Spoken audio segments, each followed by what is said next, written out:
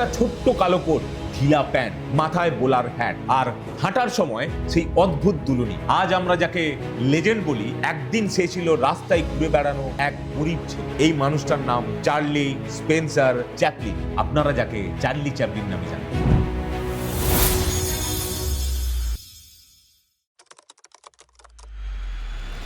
নমস্কার বন্ধুরা, আমি সুবীর আর আপনারা দেখছেন প্রাইম টাইম।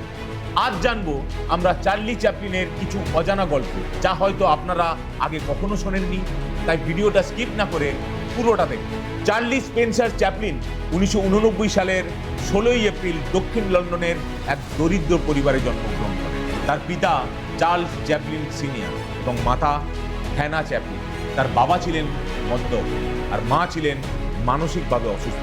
খুব অল্প বয়সেই চার্লিকে বুঝে যেতে হয় জীবন মোটেও সিনেমার মতো সুন্দর নয়। অনেক সময় তার পেটে খাবার থাকত, কখনো এতটাই খারাপ অবস্থা হতো যে তাকে অনাথ আশ্রমে থাকতো। কিন্তু এখানেই গল্প শেষ নয়, এখান থেকেই গল্প শুরু। চার্লি তখন 5 বছরের বাচ্চা। লন্ডনের একটা ছোট্ট থিয়েটারে চ্যাপলিনের মা হান্না চ্যাপলিন গান গাইছে। মাঝখানেই ঘটে বিপদ, তার গলা হঠাৎ বসে যায়, গান আর বেরোয় না। দর্শকরা শুরু করে হট্টগোল, শীষ, চিৎকার। থিয়েটার বন্ধ হওয়ার সেই মুহূর্তে থিয়েটার ম্যানেজার দেখলেন পাশে দাঁড়িয়ে থাকা ছোট্ট চার্লিকে। তাকে মঞ্চে ঠেলে দিলেন, বললেন কিছু একটা করো। 5 বছরের বাচ্চা, কোনো স্ক্রিপ্ট নেই, কোনো রিহার্সাল নেই। চার্লি মঞ্চে উঠে প্রথমেই মায়ের নকল করল। গলার ভাঙা আওয়াজ, হাঁটার ভঙ্গি, মুখের এক্সপ্রেশন। দর্শকরা প্রথমে চমকে গেল। তারপর 5 বছরের শিশুর ম্যাজিক শুরু হলো। হাসি, উল্লাস আর শুধু হাততালি। চার্লি বুঝে গেল মানুষকে হাসাতে পারা একটা শক্তি, ভয় নয়। স্টেজ তার বন্ধু। এটাই চার্লি চ্যাপলিনের জীবনের প্রথম স্টেজ পারফরমেন্স। চার্লি বুঝেছিল যদি জীবন তাকে কাঁদায় তাহলে সে জীবনকেই হাসাবে। এরপর চ্যাপলিন কঠোর পরিশ্রম করেন। বয়স তখন 18। চার্লস ফ্রোম্যানের শার্লক হোমস নাটকে সংবাদপত্র বিতরণকারী বিলি চরিত্রে অভিনয় করেন। তার অভিনয় এতটাই প্রশংসিত হয় যে তাকে উইলিয়াম জিলেটের সাথে মূল শার্লক হোমস নাটকে কাজ করতে ডেকে পাঠানো হয়। এটি চ্যাপলিনের কাছে স্বর্গ থেকে আসা সংবাদের মতো ছিল। 1907 সালের জুলাইয়ে 18 বছর বয়সী চ্যাপলিন পরিপূর্ণ কৌতুকাভিনেতা হয়ে ওঠে। নাচ, অভিনয়, শরীরী ভাষা সবকিছুকে সে ব্যবহার করত নিজের কষ্ট লুকানোর জন্য। পরে যখন সে সিনেমায় আসে তখন একটা অদ্ভুত সিদ্ধান্ত নেয়, সে কথা বলবে না। কারণ চার্লি বিশ্বাস করত ভাষা মানুষকে ভাগ করে, কিন্তু অনুভূতি সবাইকে এক করে। তার তৈরি করা চরিত্র দ্য ট্রাম্প একজন গরিব মানুষ কিন্তু সম্মান নিয়ে বাঁচতে চায়। এই চরিত্রের মধ্যেই ছিল চার্লির পুরো জীবন। দ্য ট্রাম্প এতটাই বিখ্যাত হয় যে বিভিন্ন পার্টিতে অংশগ্রহণ করা 10 জনের মধ্যে 9 জনই দ্য ট্রাম্পের মতো পোশাক পরিধান করে। 1914 সালে 4 মে মুক্তি পায় কট ইন দ্য রেইন।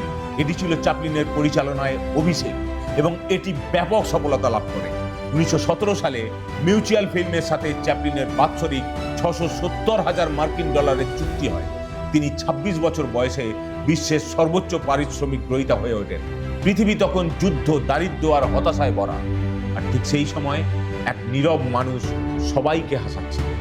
কিন্তু চার্লি শুধু হাসায়নি, সে মানুষকে ভাবতেও শিখিয়েছে। তার সিনেমাগুলো সমাজের অন্যায়, ক্ষমতার দম্ভ আর মানুষের একাকিত্বের বিরুদ্ধে প্রশ্ন তুলেছে। অনেক সময় সে সরকারের রোষানলেও পড়েছে। এক সময় তাকে দেশ ছাড়তেও বাধ্য করা হয়। তবু চার্লি থামেনি, কারণ সে জানতো একজন মানুষের হাসি হাজারটা বক্তৃতার থেকেও শক্তিশালী। দ্য গোল্ড রাশ এই চলচ্চিত্রের নির্মাণ ব্যয় হয় প্রায় $1 মিলিয়ন।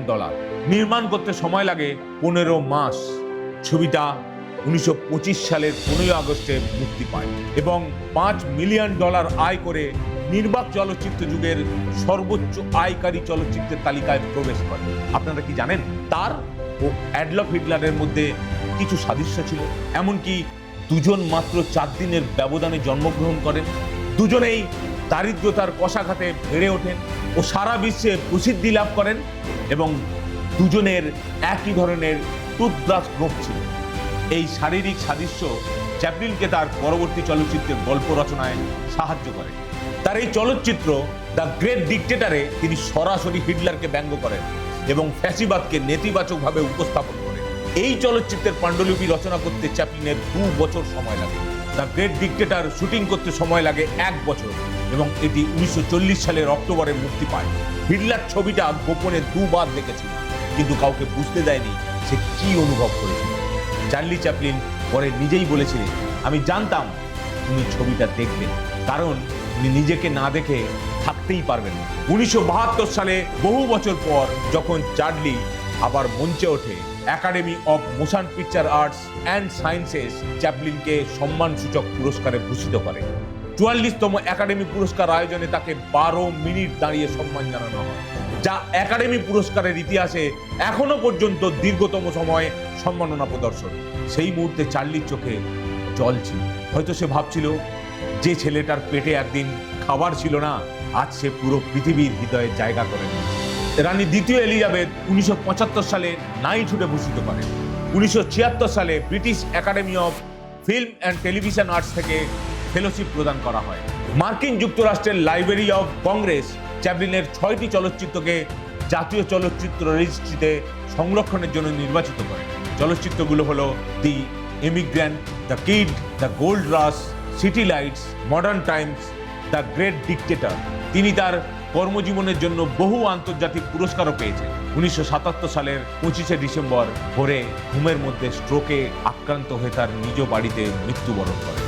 মৃত্যুকালে তার বয়স হয়েছিল 88 বছর।